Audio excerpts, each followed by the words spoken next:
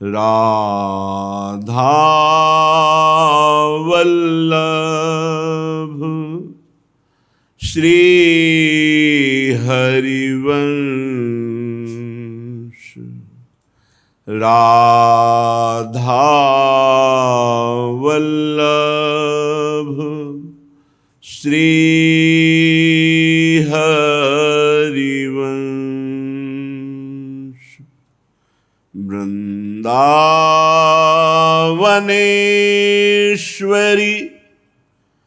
तवैव पदारविन्दम्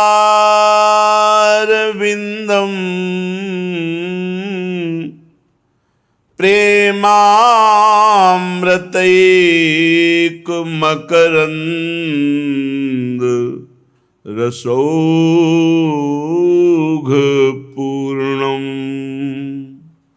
हृद्यर्पितं मधुपते स्मरतापमुग्रम्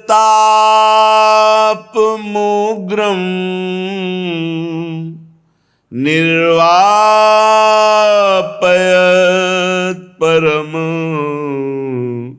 शीतलमाश्रयामि।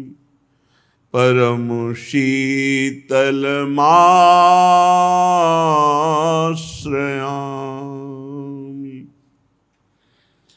परम सच्चिदानंद घन प्रेम स्वरूप श्री वृंदावन धाम, श्री वृंदावन धाम के लाडिले युगल सरकार श्री श्यामा श्याम, समस्त सहचरी वृंद, खगमृग पशुपंछी, यमुना रस रानी, रजरानी, समस्त ब्रजवासी परिकर, सबकी अपार कृपा हम पर है। बस हमें जरूरत है इस कृपा का सदुपयोग करने की। कृपा का अनादर करने से हमारी दुर्गति होती चली जा रही है। हमारा अंतःकरण चतुष्टय बुद्धि, मन, चित्त, अहंकार, 5 ज्ञानेंद्रियां, 5 कर्मेंद्रियां,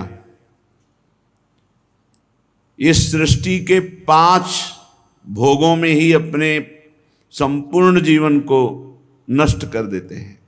शब्द, स्पर्श, रूप, रस, गंध, यही विषय विविध रूप धारण करके हमारी इंद्रियों को, हमारे अंतःकरण को आकर्षित करके हमें अपने परमात्म स्वरूप का विस्मरण कराकर ये दुर्गति की तरफ ले जा रहे हैं। अशांति, घोर अशांति, चिंता, शोक, भय, मृत्यु, ये महान दुख।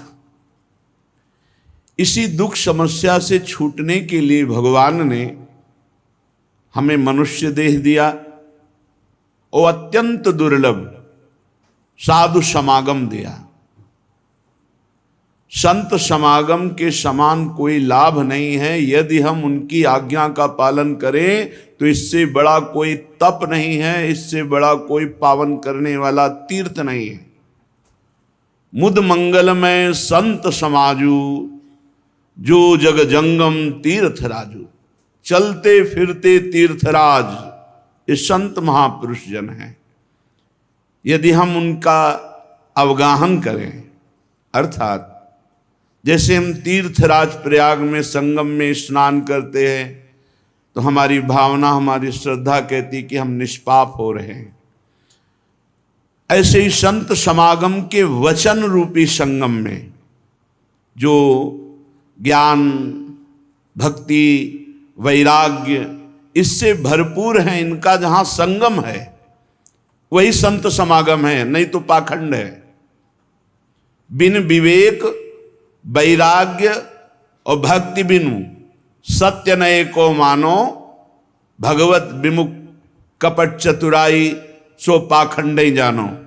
जहाँ कपट है कि हम चर्चा तो प्रभु की कर रहे हैं लेकिन आकांक्षा धन की कर रहे हैं, भोग विलासों की कर रहे हैं, मान प्रतिष्ठा की कर रहे हैं, वो मुद मंगलमय संत समाजू जो जग जंगम तीर्थ राजू, वो नहीं है। जहां दंभ है, पाखंड है, वो संगम नहीं है। संगम है जहां विवेक अर्थात ज्ञान, वैराग्य अर्थात समस्त भोगों का त्याग, और भक्ति अर्थात परमात्मा तत्व से प्रेम, ये हुआ संगम। भगवत कृपा से भगवत प्रेमी महात्माओं का संग, मानो ज्ञान वैराग्य भक्ति के संगम में हम गोता लगा रहे हैं। संगम में तीर्थराज प्रयाग में स्नान करने पर पाप नष्ट होता है, पाप प्रवृत्ति नहीं। जो पाप की जड़ है वो है पाप प्रवृत्ति। उशंत समागम, उस साधु समागम से पाप भी नष्ट हो जाते हैं और पाप प्रवृत्ति भी जड़ से नष्ट हो जाती है और भगवत प्रीति की वृत्ति जागृत होती है। इसलिए हमारा ये जन्म व्यर्थ नहीं जाना चाहिए। मानते हैं भगवान की माया बड़ी दुरंत है, पर कृपा माया से बलवती है। हम कृपा पात्र हैं। अब हमको माया बहुत दिन तक परास्त नहीं कर सकती, क्योंकि धीरे धीरे हमें इसके दांव पेच पता हो रहे हैं और गुरु कृपा से युक्तियां मिल रही कि हम कैसे इस माया को परास्त करें। पर यदि आप उन युक्तियों को स्वीकार न करके, मनन न करके मनमानी आचरण करेंगे तो फिर आप नहीं बच सकते। फिर तो ढोंग होता रहेगा, चाहे साधु वेश धारण करो चाहे जो वेश, अंदर से सब पाखंड कूड़ा करकट, बाहर से सुंदर वेश, नहीं, वो कोई काम लायक नहीं। दर्शन भक्त अनूप, रूप न शोभित प्रीति बिनु, भरम भक्त कत भूप, श्री हरिवंश कृपा बिना। दर्शन में बड़े सुंदर भक्त लगते हो, लेकिन हृदय से वही पाखंड, वही दंभ, वही माया, वही नाना प्रकार के नाटक, तो इससे संसारिक भूल सकते हैं। तुम भगवान को नहीं रिझा सकते, तुम भगवत प्रेमी महात्माओं को नहीं फंसा सकते। ये दंभ पाखंड अपना ही नाश करता है। इसलिए मनमानी आचरण छोड़कर शास्त्र सम्मत आचरण करो। जो गुरुदेव के वचन हैं, गुरुवाणी, उसके अनुसार चलो तो तुम्हारा जीवन प्रकाशित हो जाएगा। अभी अंधकार में है, अभी तुम कुछ का कुछ समझ रहे हो। परमात्म तत्व में ही भाषित होने वाले नानात्व को, भोगों को सत्य मानकर शास्त्र और गुरुदेव की आज्ञा का उल्लंघन करके मनमानी आचरण कर रहे हैं। यह अंधकार और प्रकाश का स्वरूप है सत्य वस्तु का बोध हो जाना। एकमात्र परमात्मा ही सर्वत्र विराजमान है। जब ये बात आ जाएगी तो भोगाकांक्षा ही नहीं रह जाएगी। सब घृणित, जैसे बमन को कोई खाना नहीं चाहेगा जो खा के उलट दिया जाता है, ऐसे ही बमन के समान भोग लगते हैं उसको जो भगवान के चरणारविंद की भक्ति करता है। आखिरकार देखो ना, इस जन्म में सब कुछ देख लिया, एक बार प्रभु को पाकर देखो, एक बार परमात्मा से चित्त लगा के तो देखो। पर ऐसा आकर्षण माया का है कि प्रभु दिखाई नहीं दे रहे, माया दिखाई दे रही, तो लगता है इसे भोग लेते हैं। बस यही हमारी फिसलन की वृत्ति हमें अध्यात्म की ऊंचाई पर नहीं चढ़ने दे रही। आप किसी भी पावन चरित्र को महापुरुष के सुनिए, उसमें उनका प्राण समर्पण, बलिदान और पूरा जीवन भारी कष्टमय सह करके तब वो जयति जयति जग उच्चरे, संपूर्ण संसार उनकी जय बोलता है। किसी भी मार्ग में देखिए, कल आपने सत्संग सुना, भगवती अम्बा पार्वती जी भगवान शिव के लिए कितना कठिन तप किया। परीक्षा हुई कि तुम्हें वैकुंठनाथ भगवान श्री हरि को पति रूप में वरण करा देंगे, छोड़ो तपस्या। नहीं, कोटि जन्म लग रगर हमारी, बरों शंभु न तराहों कुमारी। करोड़ बार जन्म लूंगी, हर बार देवाधिदेव महादेव शंकर को पति रूप में प्राप्त करने के लिए ऐसे ही कठोर तप करूंगी। ये बात बिना तप किए, बिना कष्ट सहे, बिना इंद्रियों की विलासता का त्याग किए कोई सत्य सच्चिदानंद के ज्ञान को या प्रेम को प्राप्त कर पाया है क्या? प्रत्येक चरित्र हमें उपदेश देते हैं भोग विलासता का त्याग। त्यागात् शांतिरनंतरम, त्याग से तत्काल शांति प्राप्त होती है और शांति ही सुख में निमग्न करती है। अशांतस्य कुतः सुखम, जो अशांत पुरुष है वो सुखी कैसे हो सकता है? और शांति त्याग में, और हमको सिखाया जाता है, मन बुद्धि ये सिखा रहे हैं भोग में शांति, ये भोग लो शांति मिल जाएगी, ये भोग इकट्ठा कर लो शांति मिल जाएगी। और जिन्होंने भोगों की रचना की वो भगवान कह रहे त्यागात् शांतिरनंतरम, इनका त्याग कर दो अंदर से, इनकी भोग वृत्ति का, तो तत्काल शांति मिल जाएगी और शांत पुरुष ही संपूर्ण दुखों की निवृत्ति रूपी महान अखंड आनंद को प्राप्त होता है। इसलिए मन को संभालिए, बुद्धि को संभालिए और इस जन्म में एक एक सेकेंड अपने प्रभु के चिंतन में लगाते हुए अपने कर्तव्य कर्म का पालन कीजिए। कर्तव्य कर्म त्याग कहीं नहीं लिखा। अपने कर्तव्य कर्म का पालन करते हुए प्रतिक्षण भगवान का सुमिरन करने वाला, दुख सुख को समान भाव से सहने वाला, ऐसे भगवत प्राप्त हो जाता है जैसे पिता की प्रॉपर्टी पर पुत्र का सरकारी रूप से अधिकार हो जाता है। ऐसे अधिकारी परम पद का हो जाता है जो हर क्षण नाम जप करता है और प्रभु के द्वारा दिए गए विधान, चाहे वो विपत्ति हो या संपत्ति, सुख हो या दुख, आनंद पूर्वक सह जाता है। मेरे स्वामी के द्वारा किया हुआ विधान मेरे लिए परम मंगलमय है, जोई जोई प्यारो करे सोई मोहि भावे। पर यह स्थिति तभी आएगी, जोई जोई प्यारो करे सोई मोहि भावे, तेरा किया मीठा लागे, ज्यों ज्यों राखत हो त्यों त्यों रहियत हो हरि।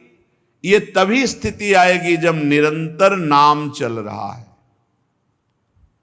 यदि नाम नहीं चल रहा तो बातें बनाने से आप माया की इस विपत्ति संपत्ति रूपी जाल से, दुख सुख रूपी जाल से आप नहीं बच सकते।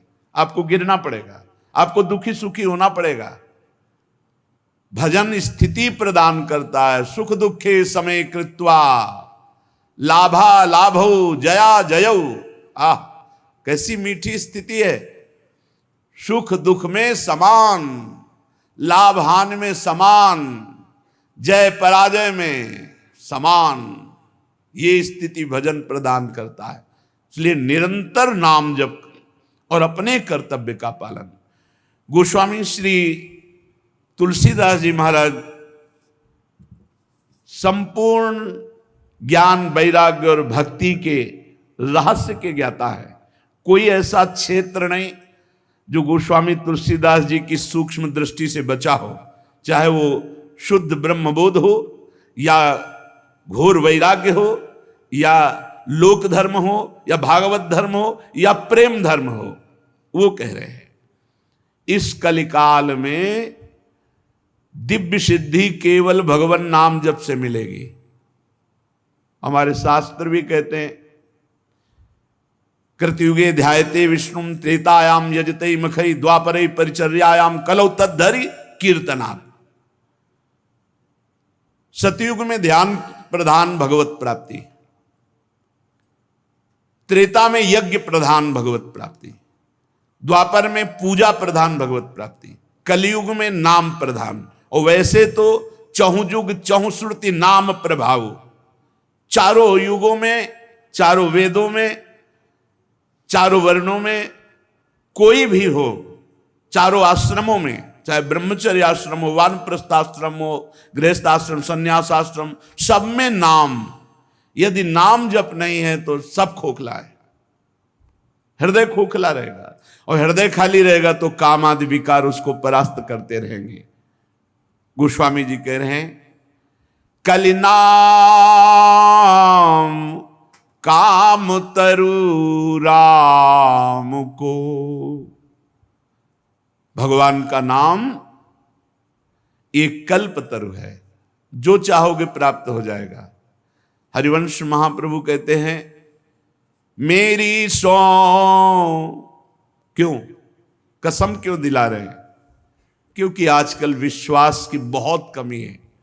असत कार्यों में प्रश्न नहीं होगा, गंदे आचरणों में प्रश्न की झड़ी नहीं लगेगी, लेकिन सत आचरण में, भगवत मार्ग में, भगवान में प्रश्न के ऊपर प्रश्न। इसीलिए कह रहे इहि परलोक सकल सुख पावत, मेरी सौ कृष्ण गुण संचू। मेरी सौ भैया कृष्ण गुण संचू। तुम्हें मेरी शपथ है, कृष्ण के गुणों का गान करो, खूब नाम जप और गुण यही संचय करो, यही धन है। अगर आपके जीवन में नाम नहीं है, भगवान नाम रूपी धन एकत्रित नहीं किया, तो तुम्हारे साथ वही पाप जाएगा और तुम्हारे शुभ कर्म जाएंगे और बार बार जन्म मरण के चक्र में फंसोगे। चाहे जितने यहां बड़े धनी हो, तुम दरिद्र हो यदि तुम्हारे पास नाम रूपी धन नहीं। कबीरा सब जग निर्धना, धनवंता नहीं कोई, धनवंता सोई जानिए, जाके राम नाम धन होए। भगवान नाम रूपी धन जिसके पास, वही धनवान। नाम जप कर रहे हैं मानो हम कल्प तरु प्राप्त कर लिए। कल्प तरु जो चाहो वो प्राप्त करा देगा। अब हम बाजार में गए, बड़ी कीमती वस्तु पसंद की, लेकिन पैसा नहीं, मांगने से दे देगा क्या? नहीं मिलेगा। ऐसे ही संसार ये बाजार है। अगर इसमें तुम्हें कोई वस्तु चाहिए तो तुम्हारे पास सुकृत चाहिए, पुण्य चाहिए। कहां है? चाह कर रहे हो बड़ी ऊंची, आचरण कर रहे हो नीचे, और तुम्हारे पास ना नाम रूपी धन है ना पुण्य रूपी धन है। तो मांगने से, चाहे मंदिर में मांगो जाके, चाहे जहां, ऐसे नहीं पूर्ण होता है। नहीं, सबके पूर्ण हो जाते कामनाएं। तुम्हारे पास भजन चाहिए, तप चाहिए, सुकृत चाहिए। कबीरा सब जग निर्धना। अगर धन है तो त्रिभुवन में जो चाहोगे वो प्राप्त हो जाएगा। वो धन है परम धन राधा नाम आधार। श्री राधा श्री राधा, श्री राम श्री हरि श्री कृष्ण, जो नाम प्रिय हो, जो गुरु मुख से नाम मिला हो, यही परम धन है। दलनिहार दारिद्र दुकाल दुख दोष घोर घन घाम को, कलि नाम काम तरु राम को। ये नाम, जो जितना नाम जपता है, दरिद्रता नष्ट हो जाती है। दरिद्रता देखो,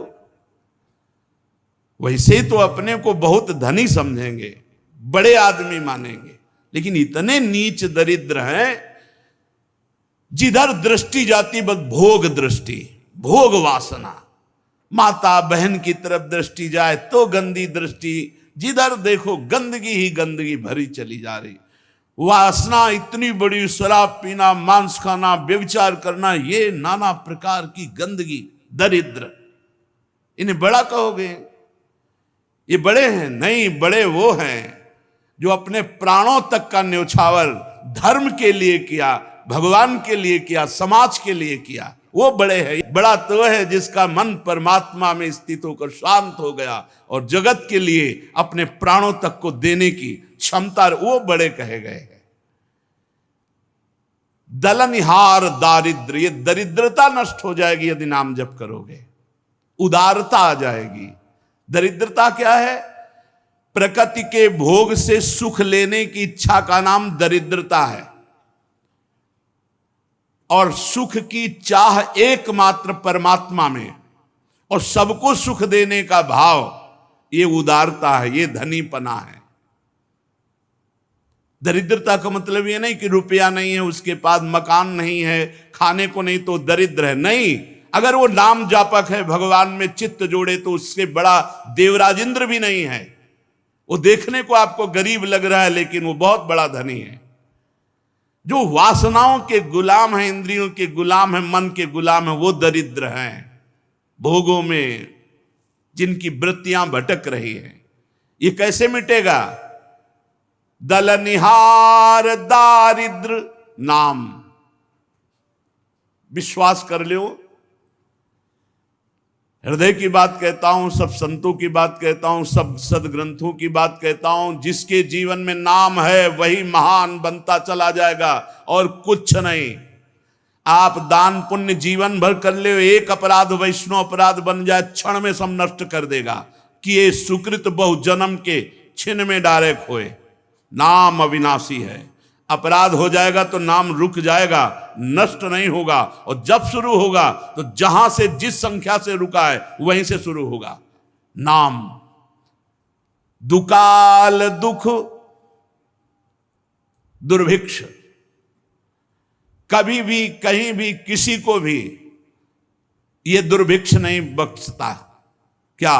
असंतोष। यह बहुत बड़ी दुर्भिक्षता है। बिन संतोष न काम न साही, और अछत काम सुख सपन्यों नाही। जब तक संतोष रूपी धन नहीं आता तब तक कामनाओं का नाश नहीं होता, और जब तक कामनाएं नष्ट नहीं होती तब तक विश्राम नहीं मिलता। सुख स्वप्न में भी नहीं मिलेगा जिसकी कामना पे कामना बढ़ती चली जा रही। तो दुर्भिक्ष क्या है? भोगों में असंतोष। ये कैसे मिटता है? बोले ये भी नाम जप से ही मिटता है। दलनिहार दारिद्र और दुकाल, वैसे लौकिक में दुकाल कहते हैं वर्षा न होना, अन्न न मिलना, सुविधा न मिलना, बहुत तरह की परेशानियां। ये कोई दुकाल नहीं। सबसे बड़ा दुकाल है असंतोष। असंतोष हमारे हृदय में है तो त्रिभुवनपति इंद्र बन जाए। देख लो ना, त्रिभुवनपति इंद्र अप्सराओं का स्वामी होकर के भी गौतम ऋषि आश्रम जाता है और वहां गंदा आचरण करने की रचना रचता है ना दुर्भिक्ष। देवराज इंद्र के अंदर भी दुर्भिक्ष है। अप्सराओं का, ऐसी अप्सराएं जो भूतल में उतर जाए तो ऋषि मुनियों के मन में क्षोभ पैदा कर दे, उनका स्वामी होकर एक महात्मा की कुटी में जाता है और वहां गंदा आचरण का षड्यंत्र रचता है। ये दुर्भिक्ष बिना भजन के नहीं मिटता। वो महान है जो नाम जप करता है, उसका हृदय इतना संतोष रूपी धन से भरा रहता है कि कुछ चाह ही नहीं रहती। सकल कामनाहीन जे राम भगति रस लीन। जो कामनाओं का त्यागी भगवान के भजन में मगन है, धन्याति धन्य है उसका जीवन। मम भक्ति युक्तो भुवनम पुनात, वो पूरे त्रिभुवन को पावन करने की सामर्थ्य रखता है। सातरति सातरति सा लोकान तारयति। और दुख, जितने भी शारीरिक दुख हैं, ये कोई दुख नहीं है। दुख होता है मानसिक। जब हमारा मन दुखी होता है, मन विक्षिप्त होता है, मन अशांत होता है, तो बाहरी चाहे जितनी सुख सुविधा हो, चैन नहीं मिलती। और शरीर में रोग है, शरीर कष्टप्रद है, भारी विपत्ति बाहर है, खान पान की भी सुविधा नहीं, लेकिन मन प्रसन्न है, मन स्वस्थ है, विचार स्वस्थ हैं, इससे बड़ा कोई आनंद नहीं। तो बोले दुख मिटाने का कारण, बोले मन का प्रसन्न हो जाना। मन प्रसन्न कब होगा? सावई मनः कृष्ण पदारविंदयो। जब आनंद समुद्र भगवान के नाम का जप करते हुए मन भगवान के चरणों में है, तब समस्त दुख मिट गए। गोस्वामी तुलसीदास जी महाराज कह रहे, बहुत जन्म, बहुत कर्म, बहुत सब हुआ साधन, लेकिन आज जो मुझे विश्राम मिला, जैसे काकभूषुंडी जी कह रहे, बड़े बड़े महापुरुष कह रहे, पायो परम विश्राम राम समान प्रभु नाही। जाकी कृपा लवलेश ते मतिमंद तुलसीदास हु, पायो परम विश्राम राम समान प्रभु नाही। आह, जरा परम विश्राम शब्द पर अब पहुंच ही नहीं है शब्द में, तो कैसे समझोगे? परम विश्राम, जन्म जन्म की दौड़ भाग मिट गई, जीव परमात्मा प्राप्त हो गया, ये परम विश्राम। अब कोई चाह, कोई कामना, कोई, ये अद्भुत स्थिति इसी जन्म में प्राप्त होगी। सुअर कुत्ता बन के नहीं होगी, मनुष्य जन्म में होगी। इसलिए समस्त दुखों को मिटाने के लिए एकमात्र भगवान का नाम। और दोष, काम, क्रोध, लोभ, मोह, मद, मत्सर, ये 6 विकार ऐसे हैं कि भगवान और भगवान के ईश्वर कोटि के जो महापुरुष हैं उनको छोड़कर सृष्टि में कोई भी जीव ऐसा नहीं जो इनका गुलाम ना हो। काम, क्रोध, लोभ, मोह, मद, मत्सर। और भगवान का साक्षात्कार जब होता है तो 6 विकार जित अनघ अकामा, जो इन 6 विकारों को जीत लेते हैं, जो निष्पाप हैं, जो निष्काम हैं, उनको भगवत साक्षात्कार होता है। भगवान उसके हृदय में प्रकाशित हो जाते हैं। काम, क्रोध, मद, मान न मोहा, लोभ न क्षोभ, राग नहीं द्रोहा, जिनके कपट दंभ नहीं माया, तिनके हृदय बसहु रघुराया। जो काम, क्रोध, लोभ, मोह, मद, मत्सर से जिनका हृदय रहित हो गया है, न राग है, न द्वेष है, न क्षोभ है, न हर्ष है, न उद्विग्नता है, भगवान उनके हृदय में प्रकाशित हो जाते हैं। ये स्थिति कैसे आएगी? बोले नाम जप से। समस्त दोषों का नाश, खूब नाम जप करो, निरंतर अंतर ना पड़ने पावे, नष्ट हो जाएंगे। और घोर घन घाम को, ये अज्ञान की जो तपन है, जलन है, ये घोर अशांति में जीव भ्रमण कर रहा है। बाहर से देखने में लगेगा क्या बढ़िया गाड़ी से उतर रहा, क्या बढ़िया कपड़ा, और जब एकांत में बात करो तो आंसुओं से बात होती। वो आंसू भगवत प्रेम के नहीं होते, वो अज्ञान जनित अशांति के होते हैं। ये अज्ञान जनित अशांति उसी के हृदय से नष्ट होती जिसके हृदय में मधुर मधुर नाम चलता है। नाम, नाम लेत दाहिनो होत मन, बाम विधाता बाम को, कलि नाम काम तरु राम को। बहुत बढ़िया बात है। जो विधान हमारे भाग्य में लिख गया है, बाम माने प्रतिकूल, उसको भी अनुकूल बना देगा यदि नाम जप करोगे। विधाता का मन अनुकूल कर देगा, तुम्हारा मन अनुकूल कर देगा, भाग्य की रेखा को अनुकूल कर देगा यदि नाम जप करोगे। यही तो करना है। लेकिन भगवान के नाम में विश्वास नहीं लोगों को जंतुर में विश्वास है। क्योंकि नाम जप करोगे तो मन जलाएगा ना, पाप नष्ट होंगे ना। तो लोग सोचते हैं पैसे के दम से हम अपनी भाग्य रेखा, अपने प्रारब्ध मिटा देंगे। त्रिभुवन में कोई ऐसा पैदा नहीं हुआ, नहीं हुआ। कहा मुनीस हिमवंत सुनो, जो कछु लिखा लीलार, देव दनुज नर नाग मुनि को न मेटन हार। कैसे कैसे ये महापुरुष ऐसे लिख दिए वाणी जी में, देव दनुज नर नाग मुनि को न मेटन हार। एक मेट सकता है भगवान का नाम, भगवान का नाम मेट सकता है। कह रहे नाम लेत दाहिनो होत मन, बाम विधाता बाम को। जो निरंतर नाम जपने का अभ्यास करते हैं तो प्रतिकूल विधान करने वाले विधाता अनुकूल हो जाते हैं। सबकी शिकायत रहती, मेरा मन ऐसा, मेरा मन वैसा। अरे विधाता के मन को पलट दे, तुम्हारे मन की क्या बात। नाम जप के देखो।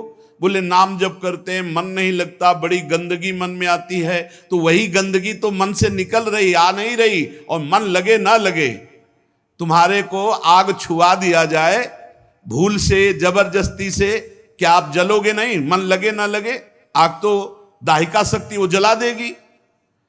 तुम भोजन पा रहे हो, मन लगे न लगे पेट भर जाएगा ना। ऐसे ही मन लगे न लगे भजन करो, तुम्हें भगवान की प्राप्ति हो जाएगी, मन लग जाएगा। देखो कह रहे, नाम लेत दाहिनो होत मन, बाम विधाता बाम को, कलि नाम काम तरु राम को। जो नाम जप करता है उसकी भाग्य रेखा भी मिट जाती। कल एक उपासक ने प्रश्न किया था बाहर से पधारे हुए कि हमने सुना है कि कच्चे पाप नष्ट हो जाते हैं, लेकिन पक्के पाप जो होते हैं वो भोगने पड़ते हैं, क्योंकि बड़े बड़े महापुरुषों के भी शरीर में रोग देखा जाता है। भोगना पड़ता है ये अज्ञानी जीवों को, नाम जापक और भगवदानंद में स्थित को नहीं। कैसे? देखा तो गया उनके शरीरों में। तो शरीर का मतलब है कपड़ा, कपड़े में दाग लग जाए या कपड़ा फट जाए तो हमको क्या परेशानी। ये अज्ञानी जीव को भोगना पड़ता है, ज्ञानी को नहीं। वो बहुत ऊंचाई पर रहता है जहां शरीर के दुख सुखों का स्पर्श भी नहीं है, दुख सुख का स्पर्श ही नहीं है। बहुत समझने का विषय है। जब तक शरीर राग है तब तक भोगना है, और जब शरीर राग खत्म तो भोगना का। आप देखो, एक औषधि का प्रभाव कि किसी अंग में उस औषधि का प्रभाव किया जाए तो उस अंग को काटा जाए तो आंख खुली होने पर, चेतना होने पर भी हमें कष्ट नहीं होता। तो क्या भगवान के नाम के द्वारा मन को भगवदानंद में डुबो देने पर क्या शरीर का कोई कष्ट उसे पीड़ा पहुंचा सकता है? नहीं पहुंचा सकता। पर आपका मन शरीर राग में है, इसलिए यह अनुभव ही नहीं हो सकता। ऐसा लगेगा ऐसे कैसे होगा, क्योंकि आपने अभ्यास नहीं किया शरीर से हटने का। जो कुछ भी किया वो शरीर बन करके किया, इसलिए शरीर में जो भी सुख और दुख आएगा उसे भोगना पड़ेगा। ये चमत्कार भगवान के नाम में है। आपने महामहिम परम पूज्य श्री गुरु अर्जुन देव जी का जब चरित्र सुना था, तपते हुए जी बिल्कुल आग में लोहे के तवे पे बैठा ला विधर्मियों ने, ऊपर से तप्त बालू डाल रहे हैं और मुख से क्या निकल रहा है उनके, वाहे गुरु वाहे गुरु वाहे गुरु, तेरा किया मीठा लागे। ये कहां स्थिति है? जरा एक चिंगारी छुआ के देखो, फिर क्या याद आता है? प्रभु याद आते हैं या शरीर याद आता है? फफोले पड़ रहे हैं, यहां तक कि खौलते हुए तेल में डाल दिया। क्या अपराध किया था? केवल प्रभु के नाम में, अपने धर्म में अडिग हैं, बस यही तो बात है ना। क्या अपराध था? वो धर्म विरुद्ध आचरण करने वाले उनको जबरदस्ती धर्म विरुद्ध चलाना चाहते थे, अपने प्राणों की बलि दे दी, लेकिन आह नहीं बोला। वही मुस्कुराहट, वही जिभ्या से वाहे गुरु वाहे गुरु। किसी भी धर्म में आप देख लीजिए, ठाकुर हरिदास जी को 22 बाजारों में मार कोड़े, खाल खींच ली गई, लेकिन हरि बोल दूसरा शब्द नहीं निकला। प्रहलाद जी को कितना भयानक कष्ट दिया गया, एक भी शब्द आह नहीं निकला। ये क्या है? अगर शरीर में होते तो उनको पीड़ा होती, उस शरीर में नहीं, वो अपने स्वरूप में है, जहां ये साधारण अग्नि की क्या दिव्यास्त्र भी प्रवेश नहीं कर सकते। अग्नेयास्त्र, वायुयास्त्र, वरुणास्त्र ये प्रवेश ही नहीं कर सकते। वो हमारा स्वरूप है। हम अपने स्वरूप को भूलकर इस मलिन देह में आसक्त हो गए। इस अज्ञान रूपी जलन की शांति नाम जप से होगी। बहुत बहुत समझने का विषय है। अगर नाम जप नहीं तो सब शून्य है, आप इतना समझ लो। तुम्हारा तप, तुम्हारा तीर्थ स्नान, तुम्हारा दान पुण्य सब शून्य है। और नाम है तो एक अंक लिख गया, एक। अब एक के बाद शून्य, तो हर शून्य का महत्व हो गया और 10 गुना बढ़ता चला जाएगा। कहत मुनीष महेश महात्म, उल्टे सूधे नाम को, कलि नाम काम तरु राम को। गोस्वामी जी कह रहे हैं, जिनको सीधे राम राम उच्चारण करना नहीं आता था, मरा मरा रट करके वो ब्रह्म ऋषि पदवी को प्राप्त हो गए। भगवान शिव इसका महात्मा जानते हैं नाम का। नाम के प्रताप से काशी में मरने वाले हर जीव को मोक्ष पदवी भगवत प्राप्ति कराते हैं। नाम के बल से गले में समुद्र मंथन से निकला हुआ हलाहल विष आज भी भगवान शिव रोके हुए। एक घूंट पानी रोक लो, अरे एक घूंट क्या जरा सा चला जाता है, खोक खोक करने लगते हैं। यहां जो और पूरा हलाहल विष, नीलकंठ भगवान नाम पड़ा शिव जी का। किससे? बोले नाम से। नाम के बल से हलाहल विष को।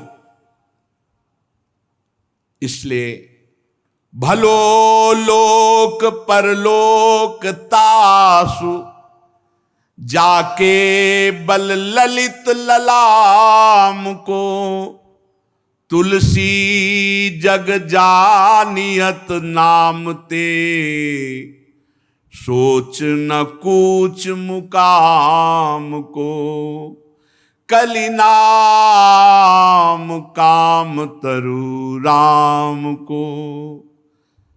भलो लोक परलोक तासु जाके बल ललित ललाम को। जिसने एक बात पकड़ ली सत्संग में कि अब हमारे जीवन का उद्देश्य है नाम जप करना, उठते बैठते चलते फिरते और साधन बने न बने नाम नहीं छूटेगा। बोले भलो लोक, इस लोक में तुम्हें कभी दरिद्रता नहीं छू सकती, तुम्हें कभी दुख नहीं छू सकता, तुम एक आनंद की स्थिति में आ जाओगे। पर अभी 2-4 माला जपने की बात हम नहीं कहते कि 2-4 माला से स्थिति। सातु दीर्घकाल निरंतर सत्कार सेवितो दृढ़ भूमि। दीर्घ काल तक, लंबे समय तक निरंतर आदर सहित नाम जप करो तो स्थिति आ जाएगी दृढ़ भूमि। अध्यात्म की वो स्थिति आ जाएगी जहां दुख सुख का प्रवेश नहीं, हर समय अखंड प्रसन्नता रहती है। इस परम सुंदर भगवान नाम का बल ये है कि लोक में भी सुखी और परलोक में भी सुखी। तो आप कहोगे बड़े बड़े संतों को तुम्हें दिखाई देता है कष्ट है, बिल्कुल कष्ट नहीं है। आपको दिखाई देता है, जैसे अपने लोग उदाहरण में कहते हैं कि श्री रामकृष्ण परमहंस जी के गले में कैंसर था, उनके, ये सब बाहरी बातें हैं। वो जिस आनंद में मगन है तुम्हारी दृष्टि ही नहीं गई। ये सब शरीर के ऊपर है और शरीर जड़ है। अगर चलाने वाला अपने स्वरूप में है और प्रसन्न है तो कीड़ा भी पूरे शरीर में पड़े हो तो भी मुस्कुराहट में अंतर नहीं। अगर मन भगवान से विमुख है तो बहुत देव गंधर्व रूप भी हो तो किस काम का, मरोगे तो है ही है, नष्ट तो होएगा शरीर, फिर क्या। फिर समझ लो भलो लोक परलोक तासु जाके बल ललित ललाम को। ललित ललाम भगवान के नाम का जिसके पास बल है वो इस लोक में भी सुखी और शरीर छूटने के बाद निश्चिंत होकर, पहले से बुक है व्यवस्था। ये घबरा कौन रहे मरने से? ये मरने से इसलिए घबरा रहे हैं कि व्यवस्था की है यहां सब, और शरीर और यहां का सब छूट जाएगा और जहां जाना वहां कोई व्यवस्था नहीं, घबरा रहे हैं। यदि तुम्हारे पास भजन बल है, नाम बल है, तो मुकाम पे पहुंचने के लिए सोच नहीं होगा। तुलसी जग जानियत नामते सोच न कूच मुकाम को। जैसे आपको किसी परदेश में जाना है, किसी भी देश में, बढ़िया आपके पास वहां पहले से गाड़ी बंगला सब व्यवस्था फिट है, आपके पास गाइड है, पास है, हर खान पान की व्यवस्था है रास्ते के लिए, और बढ़िया विमान पे बैठ के जाना, वहां गाड़ी बंगला है। अब बोलो जाने में कोई परेशानी होगी? हर व्यवस्था वहां। नामते सोच न कूच मुकाम को। अब आपके पास नाम रूपी धाम है तो ज्ञान विज्ञान रूपी गाइड है आपके पास, और जब शरीर छूटेगा तो भगवान के धाम में, भगवान की दिव्य लीला में दिव्यान, पहले से बुक हो चुका, पहले से पता चल जाता है। हमारा काम हो गया, ये किसी को प्रमाणित नहीं करने की जरूरत होती, अपनी छाती जानती है। जैसे हमारा पेट भर जाता है तो हमें पता लगता है अब हम छक गए, ऐसे ही अपने को पता चलता है अब हमारा जन्म मरण मिट गया, अब हमारा अगला जन्म नहीं होगा, अब हमारा काम हो गया। ये हृदय, देखो गोस्वामी जी कह रहे ना, पायो परम विश्राम राम समान प्रभु नाही कहूं। पा गया विश्राम, अब कृतकृत्य भयऊ मैं, निकल रहा है हृदय से, अब कृतकृत्य भयऊ मैं, अंदर से आ जाता है। इस लोक में तो परमानंद रहेगा ही। आप नाम जप के देखो, परमानंद भोगों का मिलना नहीं है, परमानंद सांसारिक मान प्रतिष्ठा नहीं है, परमानंद इससे बिलग है। और वो जब होगा तो इन सब वस्तुओं का महत्व तो नहीं रहेगा, मारी घूमेंगी। और एक रहस्य की बात समझ लो, जब तक तुम माया को पकड़ना चाहोगे कभी नहीं पकड़ पाओगे। आज तक किसी की पकड़ में नहीं आई। और भगवान को पकड़ना चाहो तो माया तुम्हारे पीछे पड़ जाएगी, माया विघ्न रूप में पीछे पड़ जाएगी। जिसे आराधना करके माया पकड़ने के लिए लोग भाग रहे हैं, वो कभी पकड़ में नहीं आएगी।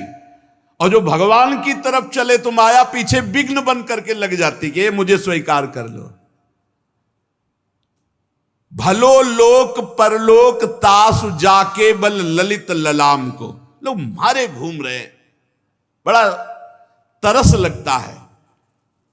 नाम जप नहीं करेंगे घर में बैठ के, अच्छे आचरण का विचार नहीं करेंगे। वो सोचते हैं पैसे के बल से हम कहीं जाके दे देंगे किसी झाड़ फूंक, किसी महात्मा, किसी साधु को, और वो हमें आशीर्वाद दे देगा और हम भोगें विषय, और वो हमें आशीर्वाद दे देगा, हम सुखी हो जाएंगे। त्रिभुवन में नहीं, त्रिभुवन में नहीं, सब नौटंकी नाटक हम आपको कह रहे हैं, सब हमारे शास्त्र के अनुसार हम कह रहे हैं। ऐसे ऐसे बड़े सिद्ध महापुरुष हुए कि ऐसे जो चाहे पूरी सृष्टि से मिटा दे रोग, लेकिन उन्हीं के शरीर में उन्होंने नहीं मिटाया, उसको भोगा। भगवान का भजन करने वाले जानते हैं कि ब्रह्मास्त्र का प्रयोग मच्छर मारने के लिए नहीं होता, ये भगवान नाम भगवत प्राप्ति के लिए होता है। ये भ्रम तो छोड़ दो कि तुम भजन किए बिना सुखी हो जाओगे। बारी मथे घृत होए बरु सिकताते बरु तेल, बिनु हरि भजन न बहुतरी, या सिद्धांत अपेल गांठ बांध लो। किसी के आशीर्वाद की जरूरत नहीं, यदि नाम जप करोगे तो सब आशीर्वाद आपके ऊपर वर्षा की तरह आ जाएंगे। और नाम जप नहीं करोगे तो चाहे तुम जितने अरबों रुपए लगा दो, तुम्हें दुर्गति भोगनी पड़ेगी, कष्ट भोगना पड़ेगा। तुम सत्य, तो सत्य आशीर्वाद तुम्हारे पीछे हर समय। सत्य की खोज करनी नहीं है, सत्य है उसे स्वीकार करना है। और सत्य की खोज कर रहे हैं और झूठे को स्वीकार कर रहे हैं, उल्टा झूठे को स्वीकार कर रहे हैं, सत्य की खोज कर रहे हैं। और सत्य को स्वीकार करना है, झूठे को छोड़ देना है। कैसे प्राप्त होगा? और आज तक जिसे भगवत प्राप्ति हुई दैन्य को हुई है, भगवत भजन करने से हुई है। इसलिए इस लोक और परलोक में परम सुख की प्राप्ति सच्ची तुमसे कहते हैं। मान लो हमारी प्रार्थना मान लो, हम कहते हैं 25 पैसे मत खर्चा करो, बस जिभ्या से राम राम हरि हरि कृष्ण कृष्ण राधा राधा राधा, 1 पैसा मत खर्चा करो। क्या होगा? राग खत्म हो जाएगा, संसार से राग। आप आनंद स्वरूप हैं प्यारे। मृत्यु के भय से बचने के लिए एकमात्र उपाय भगवान का आश्रय। आ रही मृत्यु, आ रही, रोज हमारी शाम सुबह रोज हमारी आयु नष्ट होती चली जा रही है। आप क्या समझते हो? आप बड़े हो रहे हो? आप बड़े नहीं हो रहे हो, आप घट रहे हो। जन्म से लेकर, बोले कितने साल? बोले 40 साल। 40 गए और 40 मिनट है कि नहीं पता नहीं प्यारे। और इस 40 मिनट में हम अगर नाम जप कर ले तो हमारा काम बन जाएगा, जन्म जन्म की बिगड़ी बन जाएगी। तुलसी जग जानियत नाम ते सोच न कूच मुकाम को। जिसने इस परम सुंदर महामहिम नाम का आश्रय ले लिया, वो लोक परलोक दोनों में सुखी हो गए। और जब संसार से जाने की बात आती है तो हृदय में आनंद होता है। एक आए थे बड़े धनी मानी पदाधिकारी, उन्होंने अपना परिचय दिया कि अगर हम आपको अपना कमरा दिखाएं तो इतनी वो जो इनाम मिलते हैं भारतीय सरकार से, ट्रॉफी और मेडल जो भी कहते हैं, वो सब टंगे आपको दिखाई देंगे और दुनिया की हर सुख सामग्री हमारे पास है, खूब सम्मान प्राप्त हुआ है, पर अब मैं भयभीत हूं। तुमका किस बात से? बोले मरना पड़ेगा इस बात से, मेरी वृद्धावस्था है, अब लगता है मरूंगा मरूंगा तो सब छूट जाएगा, इससे कैसे बचूं? हम कहा इसी से बचने के लिए तो अध्यात्म है, भगवान का नाम है। देखो कह रहे तुलसी जग जानियत नाम ते सोच न कूच मुकाम को। जब यहां से चलने की बात आती तो हृदय आनंदित होता है। क्यों होता है? क्योंकि अपना कोई है नहीं, अपना कुछ है नहीं। जो अपने हैं उनके पास हम जा रहे हैं, जहां हमारा सब कुछ वहां हम जा रहे हैं। जैसे परदेश से घर लौटना हो तो आपको बुरा लगेगा क्या? मन उत्साहित होगा, अपने घर जा रहा हूं। हो आपने परदेश को घर मान लिया और घर को परदेश मान लिया, ये बड़ी गलती हो गई। प्रभु को पराया मान लिया और माया को अपना मान लिया। इसलिए यहां से जाने की बात सुन के अच्छे अच्छे के होश खराब हो जाते हैं, मरने की बात सुनकर अच्छे अच्छे के होश खराब हो जाते हैं। भजन करने वाला है, भजन करने वाले को जब मृत्यु का समय आता है तो बहुत आनंद पूर्वक शरीर छूटता है। जैसे हाथी के गले से माला टूटे, ऐसे भक्त का शरीर परिवर्तन होता है। पार्थिव शरीर छूटा, भाव देह मिला और भगवान के समीप पहुंच गया।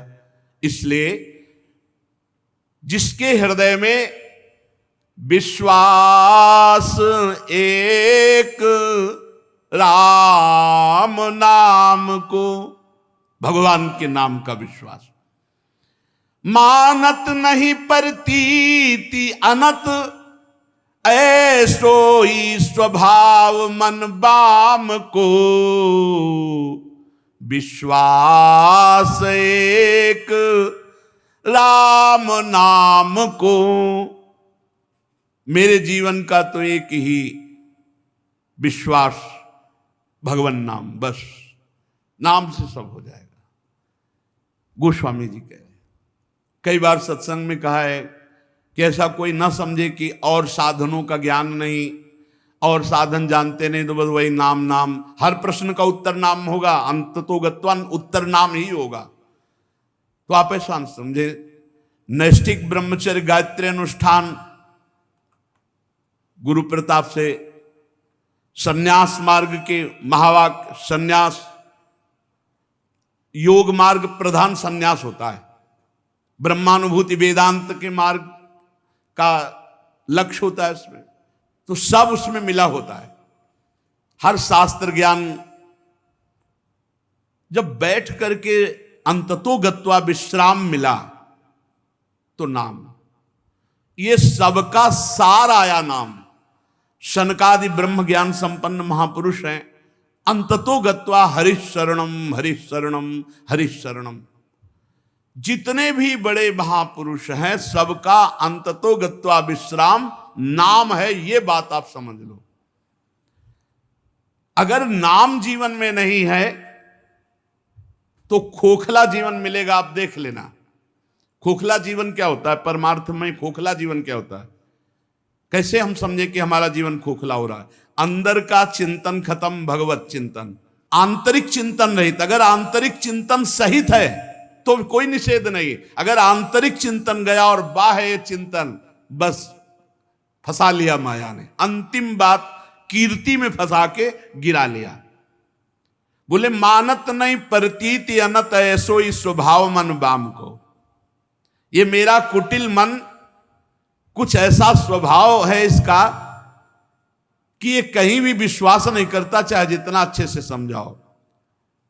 हम आपको सही कहते हैं, बहुत नाटकी मन है, इसको नाटक पे विश्वास है।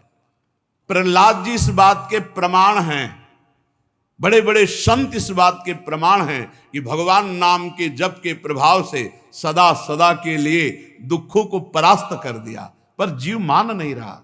गोस्वामी जी के विश्वास नहीं हो रहा। मानत नहीं परतीति अनत, ऐसो ही स्वभाव मन बाम को। जो चाहिए आपको। एक बालक 5 वर्ष की अवस्था है, श्रीमद् भागवत महापुराण, महाराज मनु शतरूपा का आपने महिमा सुनी। उनके दो पुत्र थे, उत्तानपाद, प्रिव्रत। उत्तानपाद छोटे, प्रिव्रत बड़े थे। उत्तानपाद महाराज के दो पत्नियां थी, सुनीति और सुरुचि। छोटी वाली पत्नी बहुत सुंदर, तो राजा की बहुत प्रिय थी। उत्तानपाद राजा की बड़ी प्रिय रानी थी सुरुचि। और जो सुनीति थी वो बड़ी रानी थी और बहुत धर्मज्ञ थी। सुरुचि मानो नाम का पूरा प्रभाव स्वभाव पे पड़ गया। अपनी रुचि के अनुसार हो तो ठीक है, रुचि के प्रतिकूल हो तो बर्दाश्त नहीं, ऐसी छोटी रानी। और सुनीति वो रुचि के अनुसार नहीं, वो नीति के अनुसार चलती थी। हमारी रुचि क्या है? अभी अच्छी रुचि है, फिर गलत रुचि हो सकती है, लेकिन शास्त्र क्या कहता है, गुरुवाणी क्या कहती है, हमको उसके अनुसार, सुनीति गुरु के वचन के अनुसार, नीति के अनुसार चलना। तो जो सुनीति से चलता है उसके ध्रुव प्रकट होते हैं। वैसे सुनीति से चलने वाले अरबों में कोई एक होंगे, और रुचि से चलने वाले, सुरुचि से चलने वाले सब हैं। और राजा को रुचि प्रिय थी, सुरुचि। उत्तानपाद हम सब हैं, पैदा ऐसे ही हुए हैं। दो हैं, अंदर आओ। सुमति कुमति सब के उर राही। सुमति सुनीति, और जब रुचि के अनुसार चला जाता है तो कुमति बढ़ जाती है। और कुमति अमंगल कारिणी होती है, और सुमति संपत्ति और सुख प्रदान करने वाली होती है। सुमति सुनीति, कुमति सुरुचि, अपनी रुचि के अनुसार चलना। अपनी रुचि के अनुसार थोड़ी चला जाता है, शास्त्र और गुरु की वाणी के अनुसार चला जाता है। यद्यपि राजा को सुनीति जैसी महामहिम रानी प्राप्त थी, पर वो प्यार करते थे सुरुचि को। राजा कौन है? ये जीव। ये जीव रुचि के अनुकूल चलता है। जैसी मन बुद्धि रुचि दे रहे हैं उसी की सलाह में भटकता चला जाता है। और जो सुनीति बुद्धि होती है वो भटकने नहीं देती। नहीं, ये गलत है, नहीं होगा, ये शास्त्र विरुद्ध है, ये धर्म विरुद्ध है। राजा को सुरुचि अधिक प्रिय थी। सुनीति जी के पुत्र हुए ध्रुव जी, पर सुनीति को राजा प्यार वैसा नहीं करते थे। एक दिन राजा उत्तानपाद सुरुचि के पुत्र उत्तम को गोद में बैठाकर प्यार कर रहे थे। अगर उत्तम न माने तो रुचि रही नहीं जाएगी। अपनी रुचि को श्रेष्ठ मानने के कारण ही, मान्यता देने के कारण ही दुर्गति होती है। वो उत्तम को दुलार कर रहे थे, तो ध्रुव जी राजा के समीप गए, महाराज उत्तानपाद के, और ऐसे 5 वर्ष के बालक थे, ऐसे हाथ उठाया कि पिताश्री हमको भी गोद में ले लें। अब ये सुरुचि के खिलाफ हुई ना, कि जहां मेरा पुत्र वहां सौत का पुत्र कैसे। घमंड में भरी हुई सुरुचि ने देखा कि प्रयत्न कर रहा है पिता की गोद में बैठने के लिए। दाह भरे शब्दों से हाथ पकड़ा, इसे झिटिक दे, तू इस सिंहासन पर बैठने का अधिकारी है। हां, माना तुम महाराज का बेटा है तो क्या हुआ, लेकिन मेरी कोख से तो नहीं पैदा हुआ ना, सौत की कोख से पैदा हुआ है। तो अभी नादान है, तुझे पता नहीं कि सिंहासन पर बैठने के लिए मेरी कोख से पैदा हुए पुत्र का ही अधिकार होगा। ये दुर्लभ इच्छा तेरी पूर्ति होने वाली कभी नहीं। और झिटिक दिया ध्रुव को। एक बात सुरुचि के मुख से बहुत अच्छी निकल गई। तपसा आराध्य पुरुषम तस्यैवानुग्रहेण में गर्भे त्वं साधयात्मानं यदि इच्छसि नृपासनम। भगवान जब कृपा करते हैं तो प्रतिकूलता मिलती है, और प्रतिकूलता भगवान की तरफ बढ़वाती। विपत्ति, दुख, अपमान, प्रतिकूलता, ये भाग्यवान को जब मिलती है तो भगवान की तरफ बढ़ते हैं, और अभागी को जब मिलती है तो इसी में डूब जाता है। ऐसे अपमानित करना छोटे बालक है, तू पिता की गोद में बैठने का अधिकारी नहीं, क्योंकि तू दूसरी माता के गर्भ से, माना तू राजा का पुत्र है, लेकिन मेरी कोख से जन्मे, तब तू अधिकार प्राप्त करेगा। तपसाराध्यम पुरुषम तस्यैवानुग्रहेण में, जा परम पुरुष भगवान की आराधना कर और उनकी कृपा मना, और फिर मेरे गर्भ से जन्म ले, तब इस सिंहासन पर गोद पे बैठने का अधिकारी होगा। ध्रुव जी को बहुत बुरा लगा मां का व्यवहार। अंदर अब बालक हैं, कुछ कह नहीं सकते, रो दिया, और बहुत ही हृदय में कष्ट हुआ कि ऐसा कैसे, मेरे भी पिता हैं, मेरी भी मां तो इनकी रानी है, ऐसा कटुवचन महाराज भी सुन रहे हैं, कुछ बोल नहीं रहे। और सुरुचि तो कड़वा बोलकर झिटक ही दिया।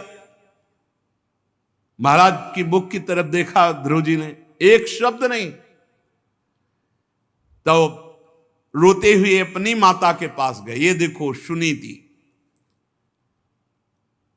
शिशक कर रोकर मां से लिपट गए। मां ने गोद में उठा लिया। क्या हुआ बेटा? तो जदासी थी, वो बोली कि ऐसी ऐसी घटना घटी, सुरुचि जी ने ऐसा ऐसा बर्ताव किया, महाराज कुछ बोले नहीं। बहुत धीरज टूट गया सुनीति जी का। देखो, विपत्ति भगवान की प्राप्ति कराने वाली है।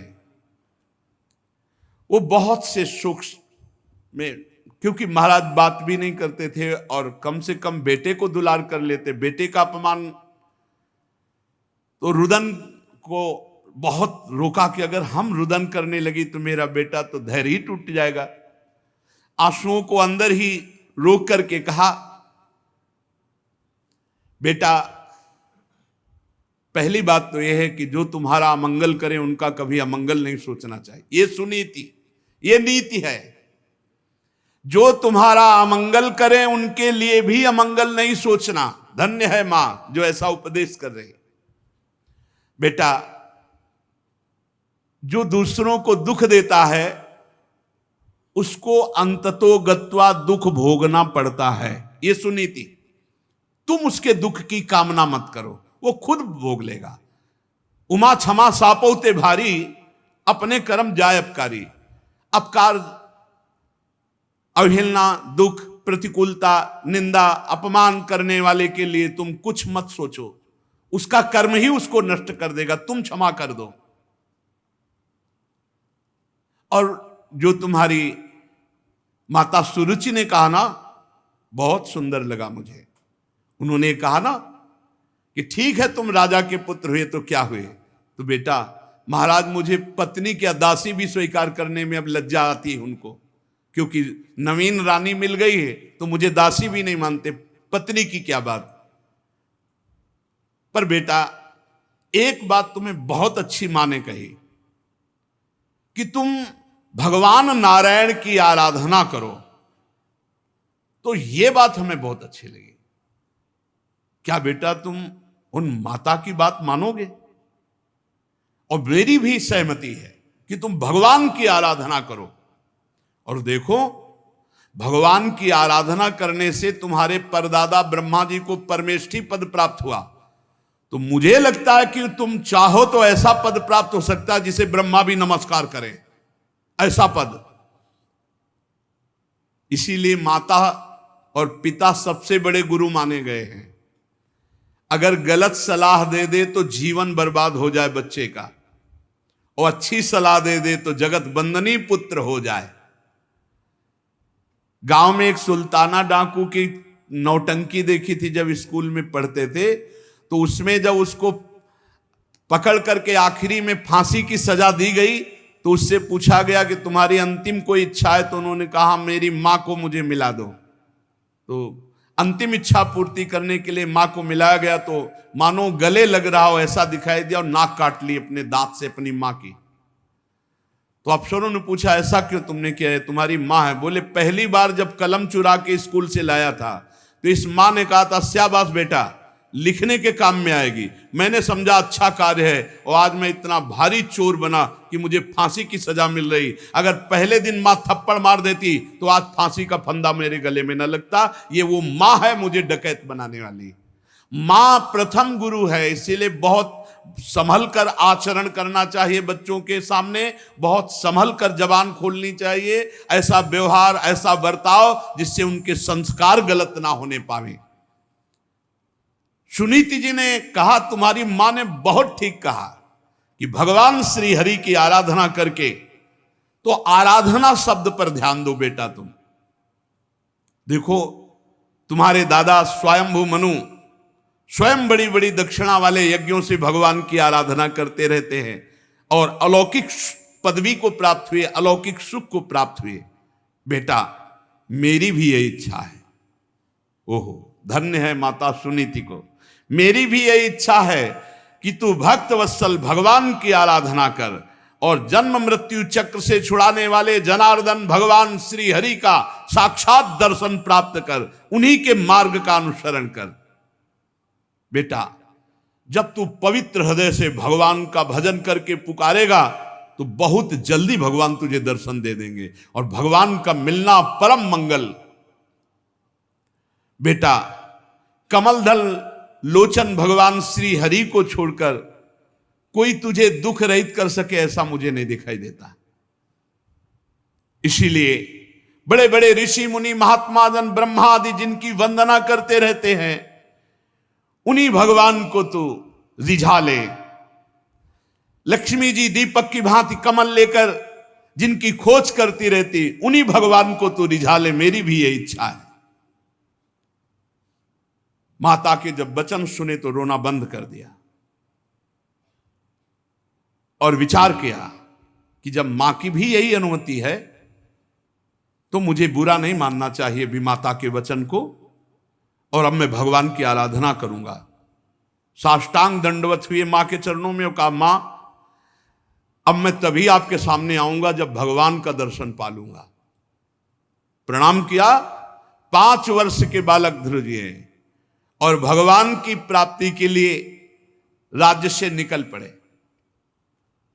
जब कोई भगवान की प्राप्ति के लिए चलता है तो गुरु की अत्यंत आवश्यकता होती है। बिना गुरु के भगवत प्राप्ति असंभव, असंभव। चाहे शिव बिरंच सम होई, गुरु बिनु भवनिधि तरह न कोई। बिना गुरु के परम गुरु देवर्षि नारद जी उसी समय आ गए। नारदस तदुपाकर्ण्य ज्ञात्वा तस्य चिकीर्षितम स्पृष्ट्वा मूर्धन्य पाणिना प्राह विस्मितः। ध्रुव जी को ऐसे दुलार कर ले, कहा जा रहे हो राजकुमार, कहा जा रहे हो? देवर्षि नारद। ध्रुव जी एकदम सावधान। नारद जी देख रहे कैसा स्वभाव इस बालक का दृढ़ है, मतलब एक नेत्रों से तेज प्रकट हो रहा है ध्रुव के। तुम नन्हे से बच्चे हो, सौतेली मां के कटु वचन से तुम्हारा हृदय दुखी हुआ। बेटा तू तो अभी बच्चा है, तपस्या क्या जाने, भजन क्या जाने, खेल कूद में मस्त रहे, ये बात तेरे बस की नहीं। अच्छा रही मान अपमान की बात, तो 5 वर्ष के बालक तेरे को क्या मान अपमान, बच्चे को क्या मान अपमान, फिर कोई और थोड़ी था, तेरे माता पिता ही तो थे। देखो तुम्हारा यह ज्ञान है जो तुम बुरा मान रहे हो, लौट जाओ, अपने घर जाओ, खेलो कूदो, तुम्हारी तपस्या या भजन करने की अवस्था नहीं। जीव को अपने कर्मानुसार भोगना पड़ता है, सुख दुख मान अपमान लाभ हानि, संतुष्ट रहो। ऐसा मत विचार करो कि कोई अपमान किया। अच्छा, तू माता के उपदेश से योग साधना के द्वारा भगवान की प्राप्ति करने चला है? अरे तुम्हारे जैसे बालकों के लिए ये बहुत कठिन है। ये तो बड़े बड़ों के लिए कठिन, तुम तो अभी बालक हो। बड़े बड़े योगी जन अनेक जन्म जन्मांतर साधना करते रहते हैं, बड़ी बड़ी कठोर तपस्याएं करते रहते हैं, पर भगवान के मार्ग का ही पता नहीं पाते। भगवान की प्राप्ति तो जाने दो। इसलिए हट छोड़ो, घर वापस जाओ। जब बड़े हो जाना तब फिर साधना के लिए प्रयत्न करना। देखो, जब कोई भगवत मार्ग में, सही मार्ग में चलता है तो उसकी परीक्षा होती है। प्रलोभन और भय, ये दो परीक्षाएं होती हैं। भय दिखाया जा रहा है देवर्षि नारद जी ने। दुखी नहीं होना चाहिए, वापस लौटो, जाओ, खेलो कूदो, आनंद लो। ध्रुव जी ने कहा पहले तो हमारा प्रणाम स्वीकार करें, और दूसरी बात यह है कि आपको पता होना चाहिए कि मैं कौन हूं। मैं क्षत्रिय स्वभाव का राजकुमार हूं। मेरे में विनय का अभाव है। एक बार जो ठान लिया उसे कोई तोड़ नहीं सकता। ये बात पकड़ो। उपासक की जिद ऐसी होनी चाहिए कि अब अगर हम भगवान के मार्ग में चल दिए तो गर्दन कटा सकते हैं, प्राण हमारे चले जाए, लेकिन कुमार्ग में नहीं चल सकते, मनोरंजन नहीं कर सकते। देखो देवर्षि नारद जी समझाए, उत्तर क्या दे रहे ध्रुव जी। सुरुचि माता ने कटुवचन रूपी बाणों से मेरे हृदय को विदीर्ण कर लिया। हे देवऋषि, आपके उपदेश वहां तक नहीं पहुंच पा रहे। ब्राह्मण, मैं आपके सामने नियम लेता हूं, मैं उस पद पर अधिकार करूंगा जो मेरे बाप बाबा को भी नहीं प्राप्त हुआ। बाप उत्तानपाद, बाबा स्वयंभू मनु, परमेष्ठी पद भी जिसे नमस्कार करता है वो ध्रुपद है, आज भी विराजमान है। मैं त्रिलोकी में सर्वश्रेष्ठ पद पर, क्या निष्ठा है, क्या निष्ठा है। पदम त्रिभुवनोत्कृष्टम जिगीषो साधुवर्त में, मैं वो त्रिभुवन में सबसे बड़ा पद प्राप्त करना चाहता हूं जिसे बाप बाबा पर बाबा को भी नहीं मिला है। पितृभिर ब्रह्मन नन्यैरपि, जिन्हें अन्य किसी को प्राप्त ही नहीं हुआ, चाहे हमारे बाबा हो चाहे हमारे पर बाबा हो। अगर आप कृपा करना चाहते हैं तो मुझे उपाय बता दीजिए, बस वापस जाने की तो बात आप बंद कर दीजिए। आप सर्वज्ञ हैं, मुझे वो उपाय बताइए जिससे वो पद प्राप्त होगा। ध्रुव जी की बात सुनकर नारद जी बहुत मुस्कुराए। देखा चेला पक्का है। नारद जी ने कहा, बेटा तेरी माता सुनीति ने जो तुझे बताया वो तेरे लिए परम कल्याण का मार्ग है। बहुत सुंदर, बहुत सुंदर। भगवान श्री कृष्ण ही, भगवान श्री हरि ही वो उपाय है जिससे परम पद प्राप्त होता है। तू चित्त लगाकर उन्हीं का नाम जप कर, भजन कर। जिस पुरुष को धर्म अर्थ काम मोक्ष कुछ भी चाहिए, उसे एकमात्र भगवान के नाम जप। ध्यान दो, भगवान का नाम। विश्वास नहीं लोगों को हो रहा है, ये माया का नाम पकड़ लो, सब प्राप्त हो जाएगा। बेटा तेरा कल्याण हो। अब तू यमुना जी के तटवर्ती परम पवित्र मधुवन मथुरापुरी को जा। आदेश किया। यहां देखो, मधुवन से भी श्रेष्ठ वृंदावन माथुरपुर में, माथुर मंडल में सबसे श्रेष्ठ ब्रज 84 कोस, उसमें भी गोष्ठ वृंदावन, गोपी वृंदावन, फिर नवनिवृत्त निकुंज वृंदावन। श्री हरि का नित्य निवास मथुरा में है, इसलिए तू मधुवन को जा। मथुरा नित्य कृष्ण को वास, निस्दिन श्याम न छाड़त पास, तास सकल लीला कही। वहां श्री हरि नित्य विराजमान रहते हैं। पुण्यम मधुवनम यत्र सानिध्यम नित्यदा हरे। बड़ा पुण्यमय क्षेत्र है मथुरापुरी, यहां नित्य भगवान श्याम सुंदर विराजमान रहते हैं। और परम पावन श्री यमुना जी, कालिंदी जी, उनमें तीनों समय स्नान करना। स्नात्वानुशवनम तस्मिन कालिंद्याः सलिले शिवे कृत्वोचितानि निवसन्नात्मनः कल्पितासनः। 3 टाइम यमुना जी का स्नान करना और स्थिर होकर बिना हिले डुले शरीर को ऐसे रेचक किया जाता है, ऐसे पूरक किया जाता है, ऐसे कुंभक किया जाता है। प्राणायाम सिखाया, प्राणों को वश में करना। भूख प्यास पर विजय प्राणों को वश में करने से हो जाती है।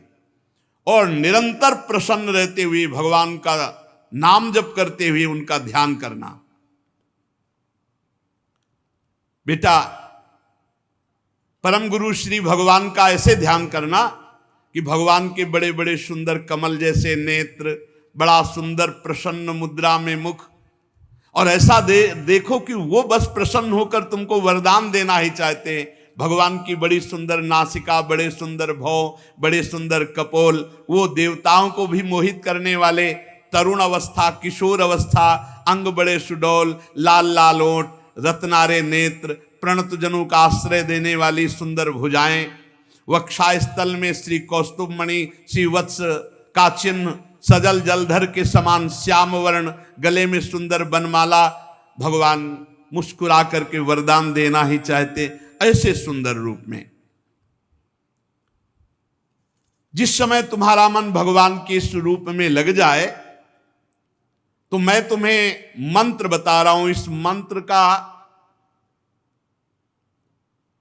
जिस नियम से मैं बता रहा हूं, जब करोगे तो 7 दिन में सिद्धों के दर्शन हो जाएंगे। 7 दिन में। जपयश्च परमो गुहा श्रूयताम में नृपात्मज यम सप्तरात्रम प्रपठन पुमान पश्यति खेचरान। जो आकाश में सिद्ध विचरण करते हैं, 7 दिन इस मंत्र के जप से, जैसी मैं पद्धति बता रहा हूं, सिद्धों के दर्शन हो जाएंगे। सिद्धों के दर्शन होने का मतलब है भगवान की दर्शन की सामर्थ्य आना। पहले सिद्ध संतों के दर्शन होते हैं। भगवान के दर्शन के पहले सिद्ध संतों के, भगवत प्राप्त संतों के दर्शन होते हैं। ये जो मंत्र है, इसका गुप्त रूप से गुरुजन प्रदान करते हैं। शास्त्रों के मंत्रों का कभी कीर्तन या उच्चारण नहीं करना चाहिए। ये अंदर ही अंदर उपांशु या मानसिक जपे जाते हैं। जो ऐसा शास्त्र मर्यादा विरुद्ध कीर्तन आदि करते हैं, उनके सुकृत नष्ट हो जाते हैं। शास्त्रीय विधान है। देवर्षि नारद जी ने 12 मंत्र का उपदेश किया। प्रभु का कैसे पूजन करना है, भाव के द्वारा देवर्षि नारद जी ने बताया और कहा मौन का आश्रय लेना और आहार पर संयम करना।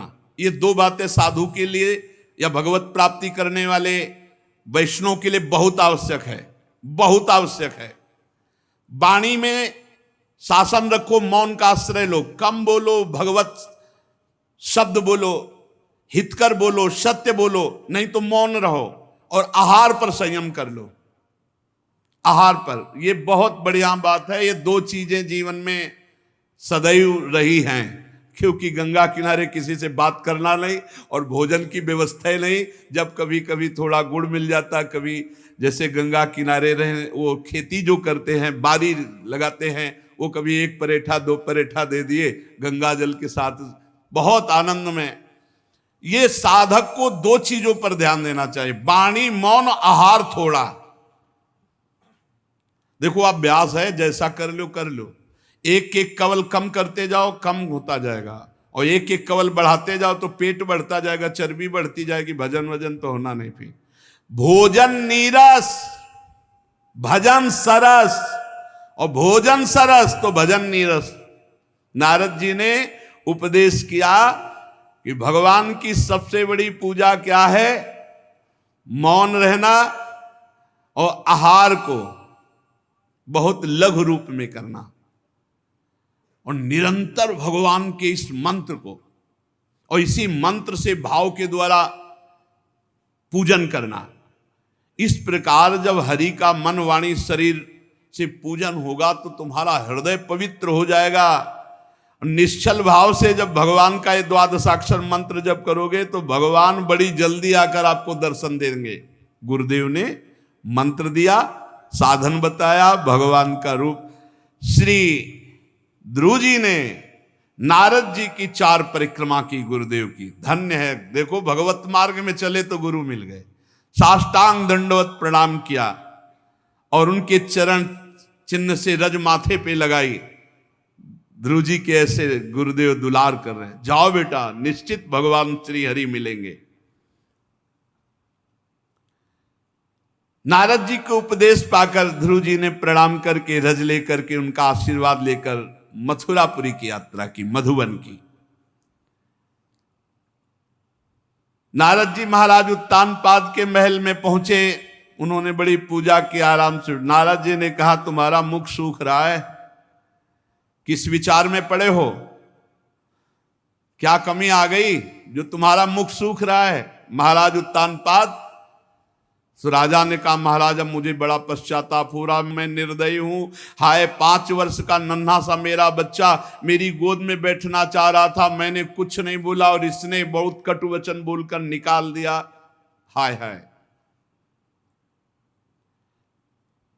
कहीं ऐसा ना हो कि जंगल में कोई भेड़िया खा जाए, कोई राक्षस। ऐसा बालक मेरी गोद में प्रेमवश चढ़ना चाहता था, मैंने बिल्कुल आदर नहीं किया। महाराज मैं बहुत दुखी हूं। नारद जी ने कहा, तुम उसके लिए चिंता मत करो, कोई साधारण बालक नहीं है, उसके रक्षक स्वयं भगवान श्री हरि हैं। कोई भेड़िया और राक्षस उसे देख भी नहीं सकता। तुम उस बालक के प्रभाव को नहीं जानते हो, उस बालक का प्रभाव त्रिभुवन में फैलने वाला है।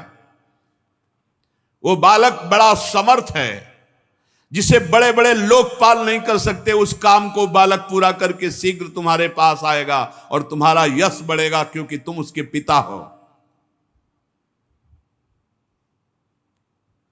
देवर्षि नारद की बात सुनकर कुछ तो संतोष हुआ उत्तानपादकों पर। ध्रुव की चिंता में वो ध्रुव जी मधुवन मथुरापुरी आए और जैसा गुरु जी ने कहा था, त्रिकाल स्नान यमुना जी का, और उसी रात से उपवास शुरू कर दिया, एकाग्रचित होकर। बस वही द्वादशाक्षर मंत्र जो गुरुदेव ने दिया।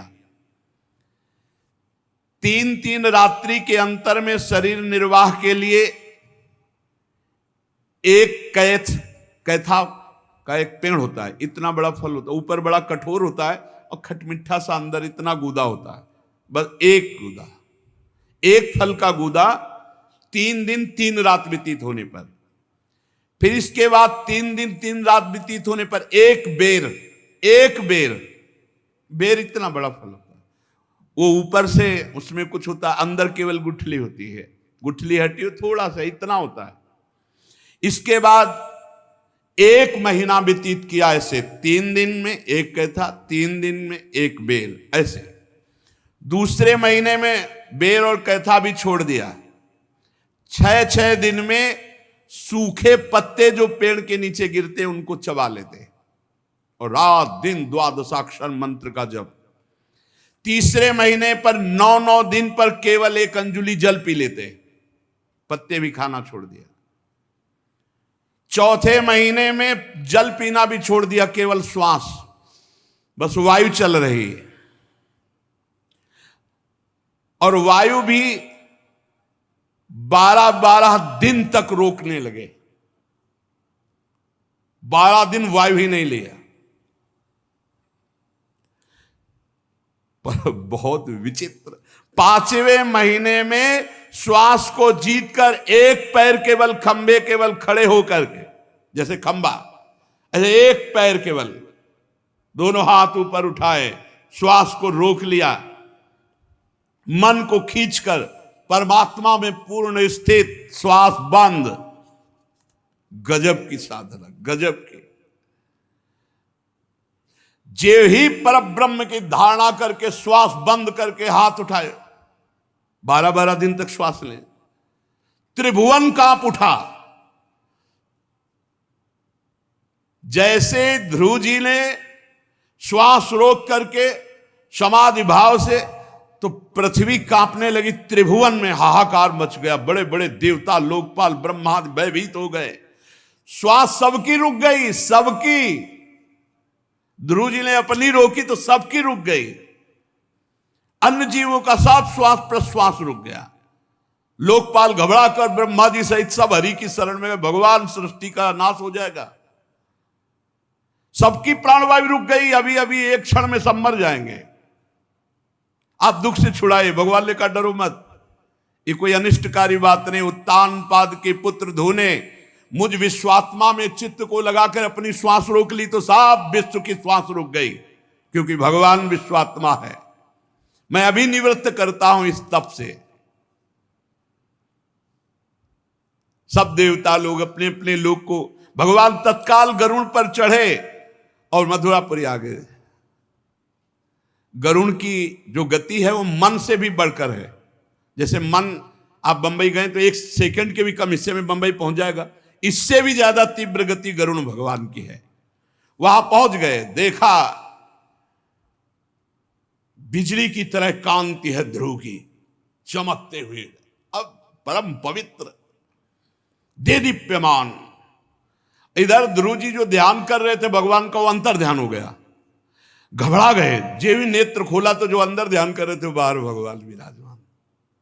ओ सामने खड़ा प्रभु को देखकर प्रेम अधीर हो गए। छठवें महीने में भगवत साक्षात्कार। जब भगवत मिलन की चाह लगती है तो नहीं खान पान ते भावे है, नहीं कोमल वसन सुहावे है, सब विषय लगे ते खारा है, हरि आशिक का मग न्यारा। हाय हाय मच जाता है। और फिर ऐसा अनुभव होने लगता है आज भगवत साक्षात्कार होगा, आज विश्वनाथ जी मिले, आज मन अति हरस जनावन ते ही, आज देखी हो परम सनेही। और भगवान निहाल कर देते हैं।